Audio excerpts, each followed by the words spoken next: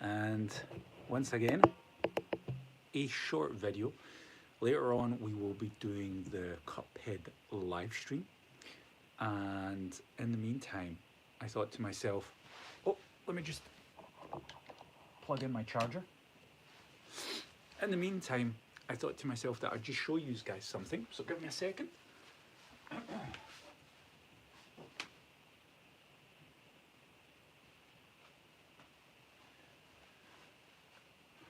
Right, so today's topic mainly will be about two things. How to improve your grappling, a secret grappling hack that you can use at home and you can get better in grappling. I think I see someone writing there, that's ARL Beast, the president's bodyguard. ARL will have a gaming live stream later on and maybe a round of Fortnite. So before you ask, I've got you covered. So in the meantime, I wanted to share this with you guys. So first thing is this here. Wrestling boots. €30, I think. Really good. They're from this make here. Let me show you. Ging Pai. So, Ging Pai boxing. Now, the good thing with these type of boots, you can use them for boxing, you can use them for catch wrestling, you can use them for Brazilian Jiu-Jitsu, you can even to an extent use them for MMA training, right? Kicking with these, you could also, if you do something like Jeet Kune Do, you can wear these as well. They're pretty lightweight and they're easy to clean. You do need a disinfectant or a detergent that works as a disinfectant, because if you're using these on a mat and okay, I will get for me bro. Oh, your bro does wrestling, very nice. JJ says yo yo yo, welcome JJ. So if you're on a mat and everyone's sweating, okay, you weren't barefooted, you had these on, right? So maybe you have a cut toenail, whatever, so you're wearing these for MMA training. Issue is that these still need to be cleaned, so don't be lazy. If you get yourself these, they're very lightweight, they're very good, but they still need to be cleaned, they still need taken care of, so you want some type of disinfectant. I wash the sole of these with Dettol, so anyone who lives in Arab Emirates, anywhere in Africa, anywhere in Britain or UK will know Dettol. I don't think our friends from the States might know Dettol, but it's a very good disinfectant. You can use it. These cover up nicely. So there you go. That's one. And the other one. So normally I don't wear shoes in the house, right? You should never wear shoes in the house. Don't forget to like. Don't wear shoes in the house. But these have been disinfected. So we're good to go. These are clean. These are spotless. They're my standard, spotless. So I'll just put these on. And there we go. Now you have wrestling or MMA shoes or shoes for boxing. There, $30. It's a good investment. Yeah, my cats are going crazy. I got them a new toy today, so they're going to be practicing as well later on. All right, so this main thing that we wanted to discuss in the video today is a hack that you guys can use. Great sports shoes, indeed they are. So I want to show you guys a hack how you can become a really good grappler without a training partner. Normally when you see a technique online, you'll be scrolling through shorts, or you'll be thinking of something and you'll be like, I wonder if this works or if it doesn't. And there's no way to test, right? You have to wait. If you're grappling once a week, then you have to wait once a week until you see your training partners, and then you have to wait until regular training is over and then ask somebody if they have 2-3 minutes to stay with you because you would like to try something. So that's normally how it works. And that's fair enough, and there's no better way to learn than doing that, experimenting, trying different things. However, I have a hack for you guys, and I'm going to share it with you. And to my knowledge, not many people do this. As a matter of fact, nobody does this. So what I'm going to share with you is pure gold, right? So obviously I'm doing primarily no gi, so I don't like wear the gi. However, I do have a gi because sometimes I'm doing Brazilian Jiu-Jitsu. Brazilian Jiu-Jitsu is primarily with gi. And soon I'll also be taking judo lessons from a friend of mine because I think judo is a very, very underrated sport that if you incorporate elements into it, you'll be very effective in the clinch. Most people will punch or they will elbow in the clinch. Best thing being elbow. Because the punch, the juice isn't worth the squeeze, even though a lot of people can be knocked out in the clinch. For street fights, I would say punching is better because in street fights it's less forgiving. And if you don't hit with the elbow and the guy covers the distance, then it's a lot less forgiving. But you should definitely, if you're in the clinch, use the elbows.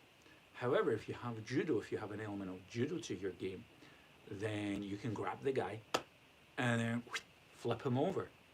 And it's a lot more effective than 5-6 punches. If you get thrown by a judoka, and let's say you're lifted up, so my hips are here, if my whole body is raised above this level and then slammed into the ground, you can bet it's going to leave me in a bad state. It'll leave anyone in a bad state, right? Isn't that true? Well, here, look at you, little. Oh, I'm going to fish for cats later on. Okay, don't distract me with your cuteness. So that's why you should always have a gi and do some type of gi training in addition, because it gives you easier access to judo and also Brazilian Jiu-Jitsu. And it's really good because in our classes we have the catch wrestling, we do the MMA, and we have boxing, but we also have Brazilian Jiu-Jitsu on the days when we don't have any of these. So it's also a very good workout, even though you might not be incorporating everything into your MMA. MMA, mine and your cats must have a MMA fight. JJ, yours will probably bring weapons to the fight. Right, so this is my secret. There you go. This here, we'll just call him JJ because he's going to get beat up in a second. So this is JJ, right? This is basically my old gi, right? I don't know how well you guys can see this. There's the Korean flag. Scottish flag was ripped off. The Irish flag is here. That's pretty cool. JJ is about 60% the size of a real human. So he's kind of like a chimp. And basically, JJ is filled with pillows. Here's a pillow making up his torso from here to here. In his legs, he has a doorstop. So a big long sausage dog has been put here, shoved in the other pant leg, and the same is here. That's why he can flare around like that, and there's a bit of added weight here. He also has a white belt.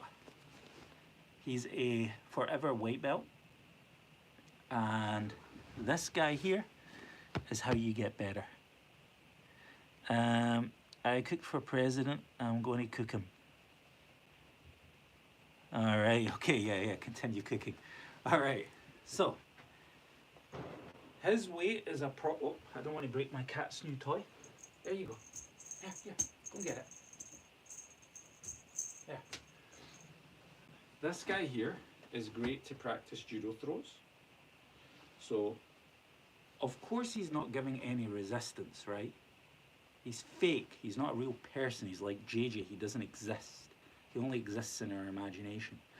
But he does offer us positioning, the opportunity to practice footwork, and to connect techniques together.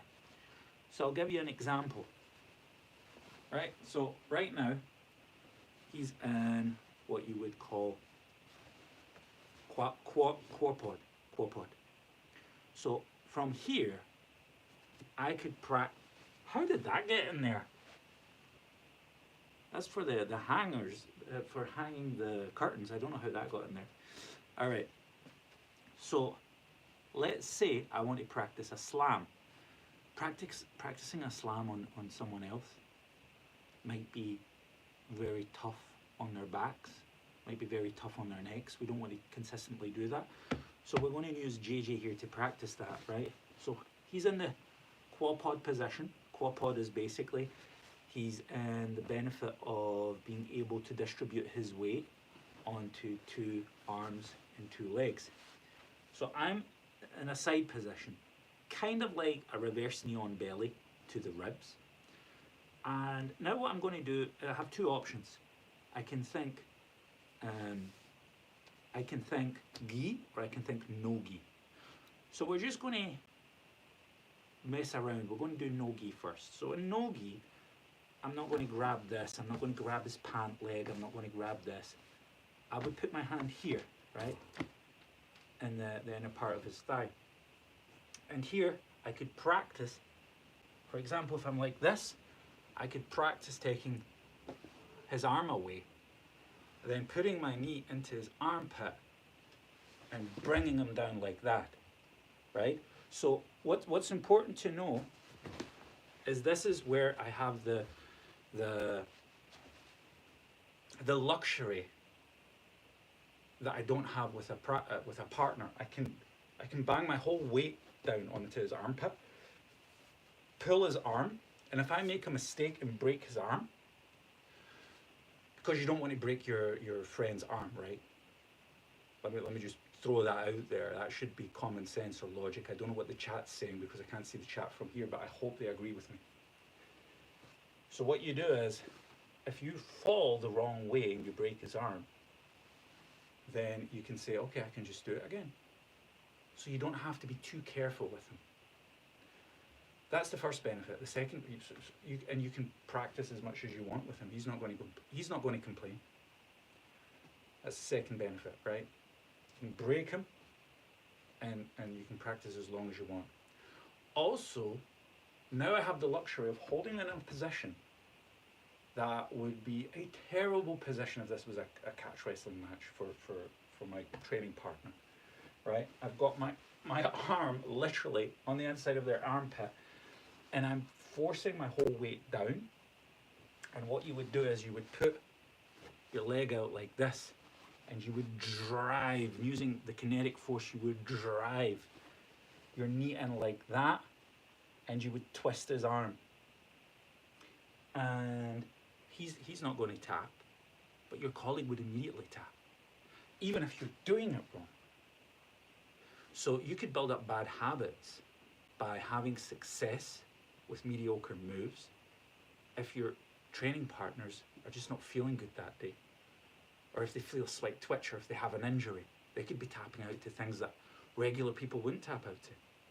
So that's the benefit of having this guy. So I can say, okay, there's my weight, and I'm forcing my weight down like this. If I force it like this, it's still going to be sore for my training partner. But I'm doing it wrong, because if he can roll into me, his left shoulder could roll into me, he could end up toppling me forward, or if he does a forward roll, he could escape, right? Because of course a real partner is going to be giving resistance. He's not going to let me stay like this too long. As a matter of fact, he could already be freeing the arm. So it's important that I start to get control, right? So all of these little elements, those little luxuries, you get with JJ here, right? So another thing you can do with JJ, his belt's coming off, sorry. I'll just tie his belt up. Let me see. Beast IRL. Cooked. Okay. So I like how nobody said, okay, we agree with you. We're not going to break our friend's arm, right? Nobody's mentioned that in the chat, and I think at least 2 or 3 people are watching, but okay. So let's say I want to practice a judo move on him. I want to practice a judo sweep. One of his arms just fell out. Of course, you have to tighten everything, right? So I actually have rubber bands that tighten here, rubber bands that tighten here, and also his legs. So we don't normally have this issue. But for this video, I want to be able to dismantle it and show you what the best way is, and to build him back together and to take him apart. Imagine if you break somebody's bone. I hope not though. Yeah, so you never want to do that. Normally when you get someone in a position where they're going to tap, you're going to bend their bone first, or you're going to kind of pinch their nerve, and then usually tap before that, right? So we've got JJ here, and what we're going to do is we're going to do like a little judo practice with him. So because it's no-gi, this is what my instructor told me. He says when it's no-gi and you're doing a judo throw, you have to be a lot closer to the opponent because you can't grab the gi. From here, I could grab the gi, pull him down. I've got my underhook here, so that goes up. Here, I'm pulling him down. And then you can throw him. As you see, he landed very dramatically. This is how I expect the real JJ to land in a fight. But in real life, you have him closer. And let's say I bring him here, and then I watch how his legs sway, right? So 1, 2, 3. The way his legs sway, in that direction you want to kick him. So you don't want to wait until he comes back and then go boom, because that's more like a Muay Thai kick. What you want to do is use his momentum and send him offline. So that's what you can do with him endlessly. You won't have somebody putting any weight or anything like that against you, obviously, but you will have the opportunity to get the rhythm down. So it's like a dance, like 1, 2, and 3, right? That's the first thing. Now what we can also practice, because usually when somebody takes a fall, there's a right way to fall and there's a wrong way to fall. So usually when somebody falls, you want to like put the arm down, you want to stay as close to the ground as possible, and you kind of want to roll into the fall, right? I had my legs up there too high. Normally they're more straight, so I actually did it wrong, but usually that's how you want to fall. And when you're falling on mats, it's not a big deal if you get it a bit wrong, but the problem is if you keep your arm like this and you fall like that, you can end up breaking your elbow. So you want to learn how to fall correctly. So these things are very important. And when you practice throwing a real human being, if you're getting more intense, their chest, their back, their lungs, their head is like consistently making impact to the ground at very, very high force, and it's not natural. So maybe they can do it 5 times, then they switch, you do it 5 times. Maybe they can do it 10 times. Maybe they're really tough and can do it 20 times. But sooner or later, they're going to be like, oh, I need to sit out and I need a break, right? So that actually happened with me and my cousin. I was throwing him all over the place. And then he was just like, oh, I need a break. I need some water.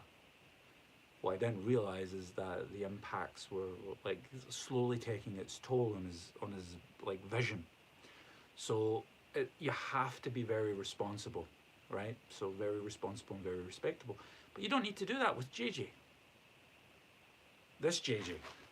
Not the JJ from the chat. Daniel says, yo, how's it going, Daniel? Did they teach you that in training?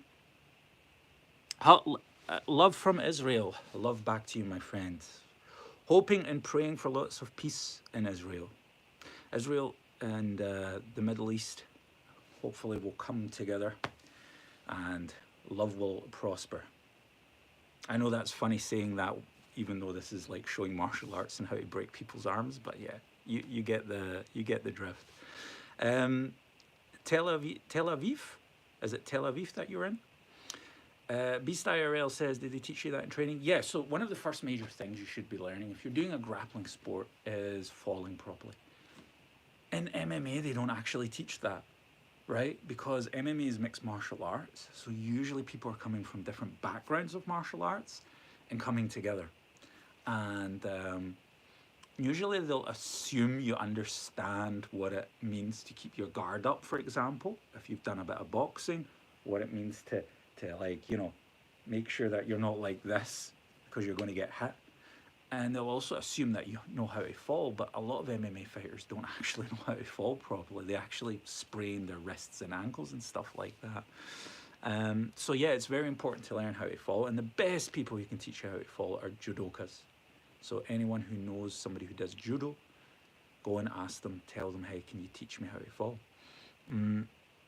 Daniel says, no, near Jerusalem. Very beautiful area. Hopefully I'll be able to visit one day, Daniel. It's a very beautiful area. And yeah, love and peace. Love and peace. That's all we're wishing here. Beast IRL shows the MOG Championship thingamajig or whatever it is. Love your movement. Thank you, Beast IRL. Well, don't forget I'm fighting a dummy, right? So, once again, falling, very important, right? You want to learn that properly. Also, I'll teach you this, right? A lot of people, when they fall forward, we had somebody in training was falling like this, and they put their fingers first, and all you heard was guys, that is very dangerous. You want to stretch your arms out like this, then you're going to break something, and especially if all your fingers are like this. You want to kind of like, if you are like, let's say I step on my shoelace and I go whoop, boom. So right, you want to be like a Spider-Man landing, right? Nobody's saying you need to like do a forward somersault, especially if a bunch of stairs are in front of you.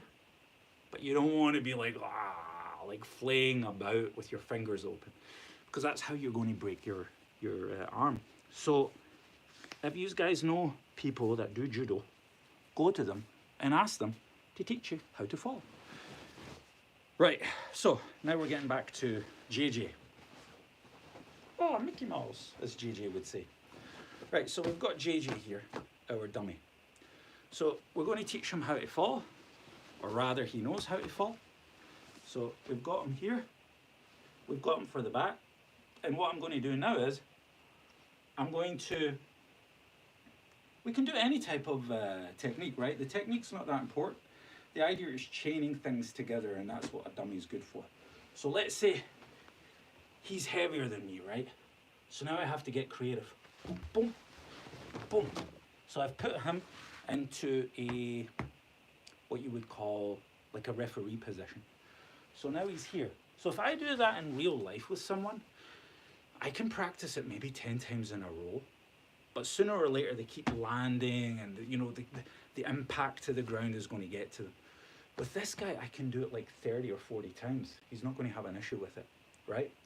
So now I put him to the ground, right? So we'll do a chain of events. We'll just simulate a chain of events, and we're going to concentrate on grappling. We're not going to add any punches, so we're not going to do any MMA just yet. My champion, president. Right, so we've got him, right? I'm controlling the wrist here. We've got him. They freeze the wrist. So when they free the wrist, normally they go to the quad pod. So we're like this. So I'm going to like grip like this, right? Don't be going like that, guys. Grip like this. And now I switch my legs, bring him forward, boom. Now he's here. So here, I want to see what's the best way I can control him. So now what I'm going to do is, let me just go back a bit.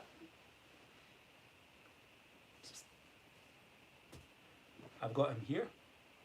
I'm going to put my hand here, and we just imagine his head's out like that. Now I'm going to control him, and now I'm going to put a hook in. So now I've hooked him in. Usually most people will also pull their leg back here, so you need to use a bit of mental creativity. You have to kind of fill in the gaps. But if his leg is out like that, it's no problem.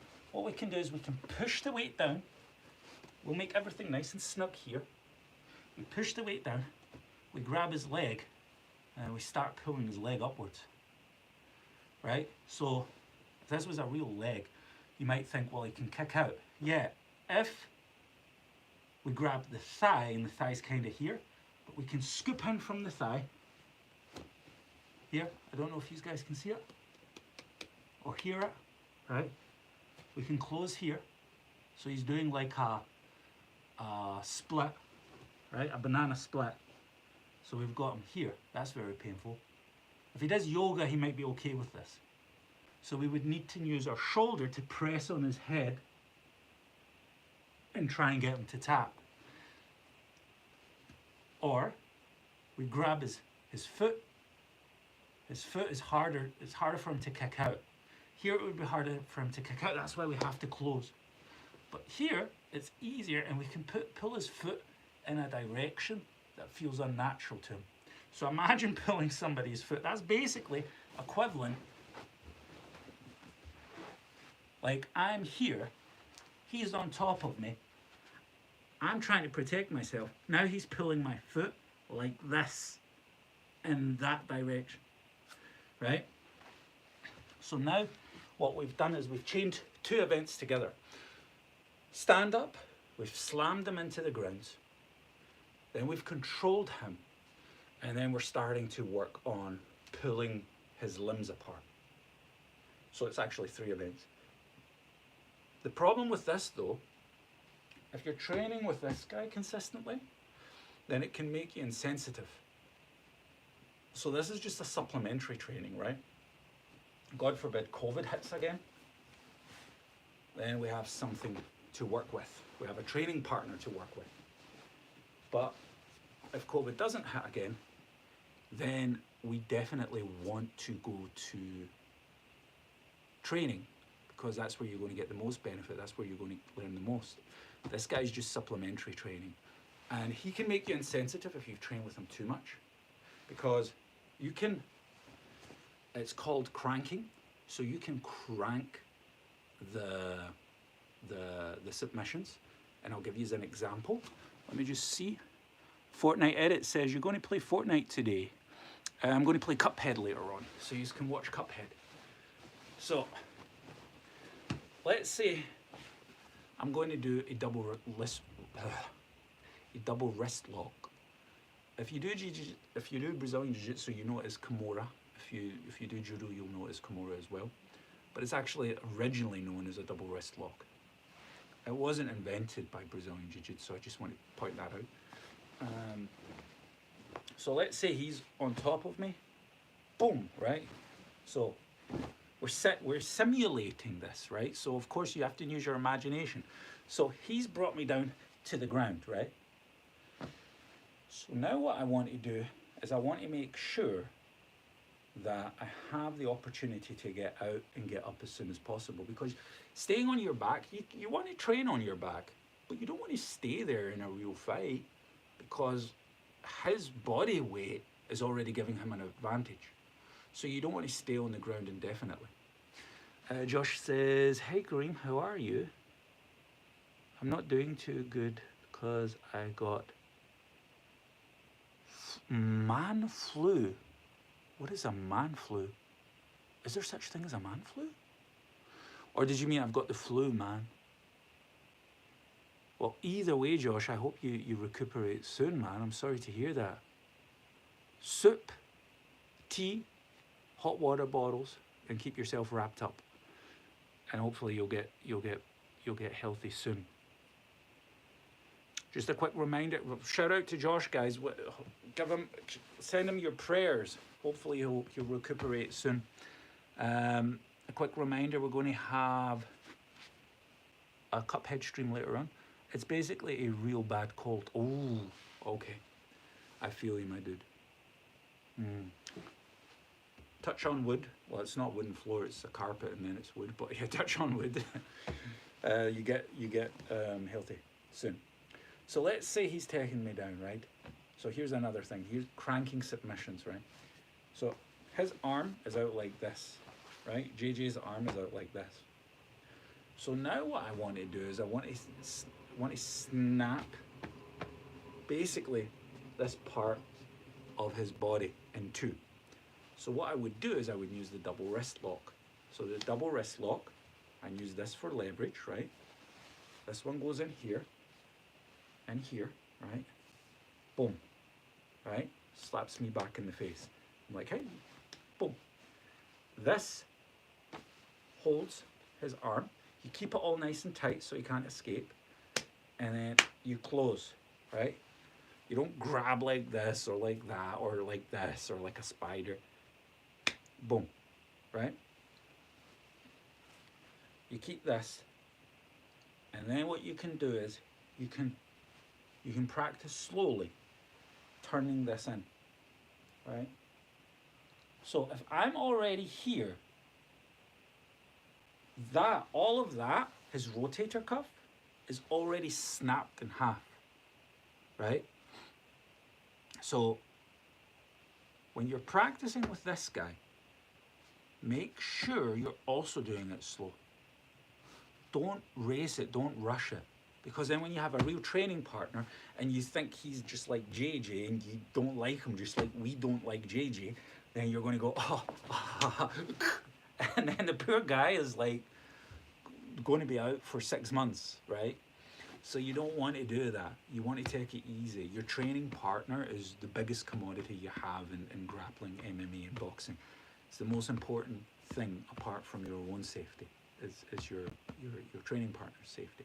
That's why I hate people that just like punch each other senseless in spar rings or try to like literally throw on leg locks and break each other's knees. There's no place for that in sparring. And luckily we don't have people with those kind of egos where we train, but I know other people do. So yeah, you want to be very safe and slow, and you want to use this to focus on the technique. So if this is no gi, right? Oh, Mickey Mouse. Oh, look, I'm not holding him correctly. Oh, he slipped out. So you can go like this. Is this good? No, I should keep this here. Is this good? Yeah, but I feel like I'm losing my balance. Should I put myself forward? Okay, what if he's driving inward? Then I can use his momentum. And then what you can do is you can use the Kimura. Hi, Arctum. Arctum giving Josh a shout out. I'm going on a trip 2 days. Oh, where are you going? You can use the Kimura to escape, right? Kimura is a great thing to escape. So you can use this. And by the way, the defense for the Kimura, for those wondering, is him holding his hand against my thigh. That will help him a lot.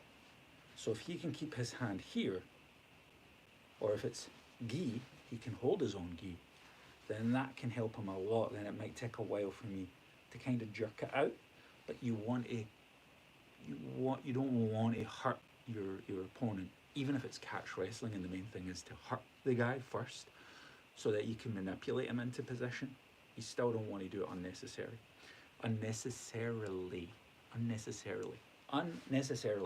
Right, so oh, somebody's going to New York. Look at that. Hey, big spender. Right, so we've got him here, and then what we can do is we can escape using the Kimura here. That's why I planted my leg in between his legs, and what I can do is I can kind of use the Kimura to throw him over, right? So you can practice these things. You can practice them fast, you can practice them slow, but usually I would say focus on the technique. Make sure your leg's planted properly in order to do the throw. Make sure you're not leaving any gaps open. Make sure he can't protect himself. Get that arm out, and then you gently bring it over, right? Try different angles bringing it over, right? Here, maybe you can go down and bring it over, and then flip him over, right? Another thing you can practice with this guy is seatbelt position. Seatbelt is basically, I'm starting behind JJ. For those that don't know, we're calling him JJ because we don't like him, just like the real JJ who comes to the streams. Only kidding, JJ. So, alright. So there's different variations of the seatbelt. One arm is here, like a reverse underhook or a back underhook. The other arm comes over here, and these lock in. I can also keep it like this. I can also keep it like this. You know, I can mix it up. And then my legs can be placed here. I can have two hooks in, or I can have a body triangle. Here's where you want to be careful. He can break my legs, or rather he can break my ankles. If he puts his foot here, shifts his hip up so that I'm not planted on the ground, and he pulls this down, then my ankle will go in that direction. That's actually how I get the most taps, is usually getting out of seatbelt position. So you want to be careful with this kind of stuff, guys, right? But anyway, we've got him here, we've got seatbelt.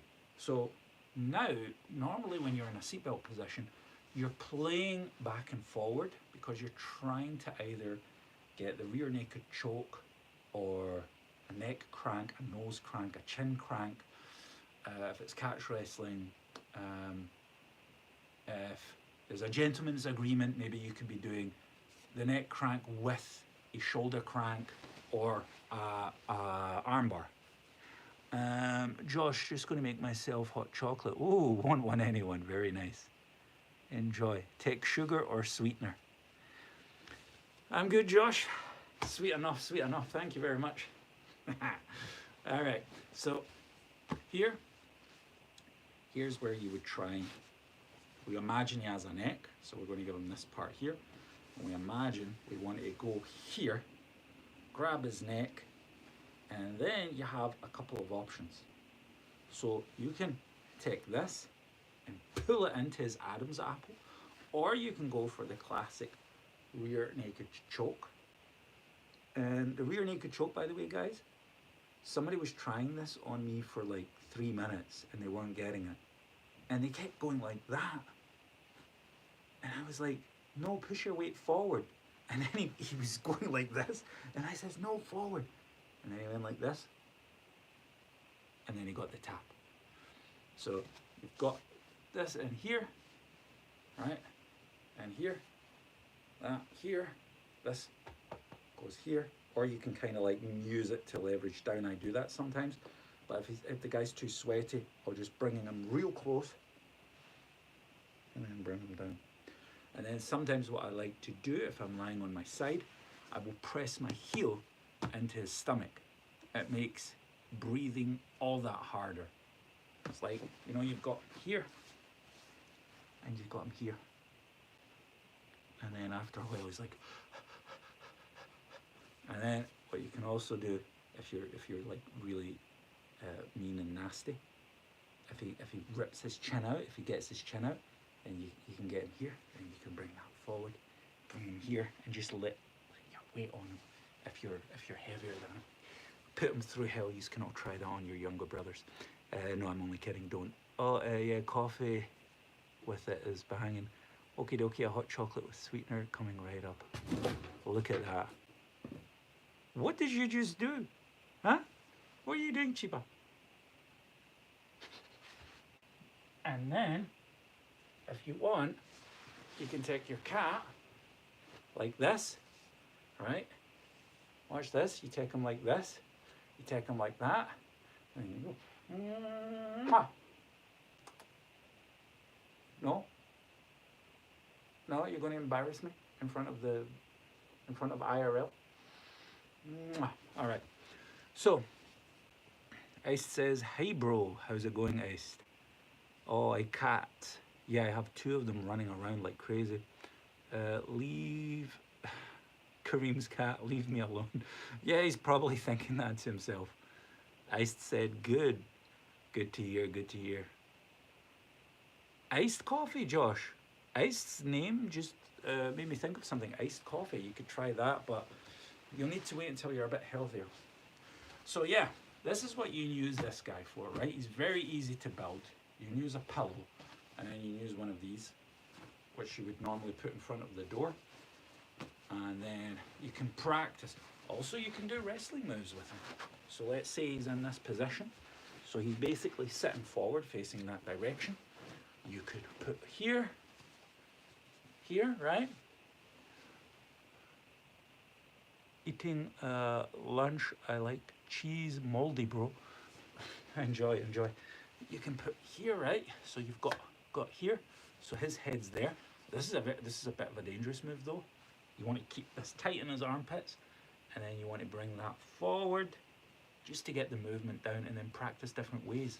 That is known as I think a full Nelson neck crank. So if you do this too hard, somebody's going to end up in a wheelchair. So be very careful with practicing this with a real partner. Do not practice it if you don't have your balance. I repeat, do not practice it, because if you lose your balance and you fall into your partner, you can end up like severely damaging the spinal cord. So you got this, right? And I've got my knee here, and then I'm going to use, I can't stretch my leg out, but the idea is to kind of plant your foot, and you're kind of bringing all your weight down here, and then you'll tap. Another thing you can practice with this is, let's say you've got a knee on belly, right?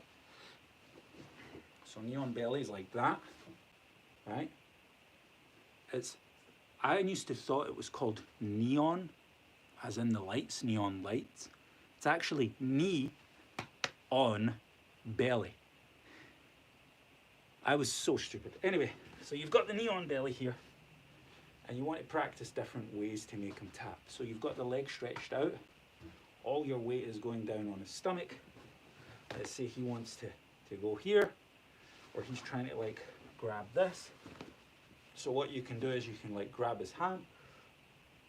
You can try different things, right? So you can kind of like swoop around like this, grab his head, bring him in, boom. You can get the tap. Now you've got the double wrist lock, boom. Rotator cuff is broken, whatever you want. So you get all of those things practicing with this dummy, right? You can practice, like you can write down 4 or 5 techniques that you want, and then you can practice them. What your Craig David is doing there.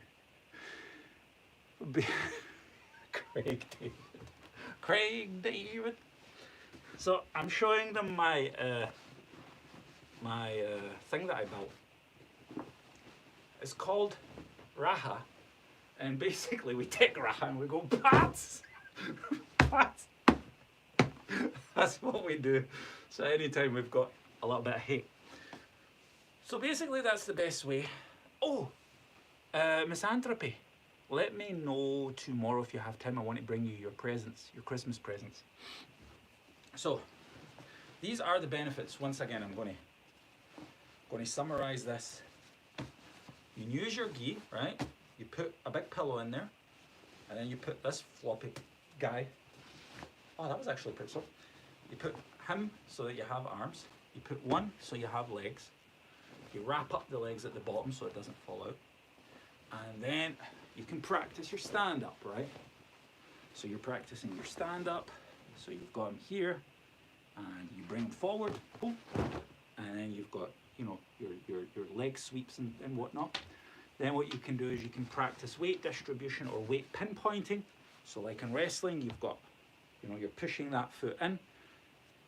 You can put all the weight down, and if you're doing catch wrestling, you can do like very evil things, like pushing it on the thigh, or you can push it on the chest or the neck area, and usually they'll tap immediately. And then you can practice your combinations for submissions. You can even do the seatbelt. We did the seatbelt earlier on. Another thing that you can do is you can practice the sweeps. So you can practice sweeps getting out of bottom position. which I'll show you. Oh, give me a second and load in. I got time, I'm home tomorrow. All right, so I'll try after training to bring you your pizzas. All right, so say this guy, right, who we're calling misanthropy because we hate them. This guy's on top, so we're like, oh, this ain't good. So what did we learn in class? All right, if the foot's here, we can grab the foot and we can try and crank the foot. I've got taps like that before. Or if the foot's lower down, we can go over the foot. We'll take the base from the opponent, right? We'll take this base here and we'll use the hips to turn them around, right? Very simple move. It's a very standard Brazilian Jiu-Jitsu move. So you can do all of those things with this little guy, right? Another move that you can do to get out is side control. So you've got side control, you've got that here, and then you can practice your side control escapes. So you might have your foot here so that he doesn't hop over and go full mount. So you've got this here, and then you can put your elbow in. You can put this in here. I know it's hard to see because everything's black, but then ultimately you can reverse it and get yourself into a better position. So there's an endless amounts of things that you can practice with this guy. And if you're on the bottom, you'll usually want to be practicing about 3 to 4 escapes until you've mastered them. And everything else is a combination and a recognition of the opponent's weight distribution. And then over time, you've got it. You can also practice MMA. So you've got this guy, he's like this. You've got your hook in with my right. So I don't know if you guys see it, but the hook's in here. And then you close him from being able to go there. I've got a base, which is this hand here. He can even grab it if he wants, it's no problem. The idea is to get him in from here. And then if he focuses on this hand, once again you have to suspend belief. Suspend disbelief and just kind of like, you know, say to yourself, okay, now he's moving here, right? So then you can swing your arm here, and then if he's flattened out, you can say to yourself, ah, okay, nice, he's flattened out. Grab the back of his neck, or you can take a hand and then start working on cranking the elbow or the shoulder or whatnot. So many benefits you get off of this guy. Once again, he's never going to complain. You can throw him as much as you want, as hard as you want. You can make as many mistakes as you want with him. He's not going to worry. And it's always going to be your turn, right? So you can be as egotistical as you want. However, there is the downside that if you do it too fast, you can become unsensitive. So if you're constantly throwing this guy up and about, and he's not complaining, and you think that's how everybody reacts, then you're going to have a bad time in training because your training partners are really going to injure themselves if you do the same thing that he does. Yeah, I guess that's it, guys. So I showed you the training shoes. Really good training shoes. You can use them for boxing and wrestling, and they're like 20-30 euros. And I showed you how to build yourself a training partner. So if you're like JJ and you don't have friends, perfect, there you go. Just remember to call it misanthropy. So I'll see you all in the next one, guys. As a matter of fact, we're going to stream Cuphead soon, so I'll see you pretty soon. Thank you for joining, and yeah, talk to you later.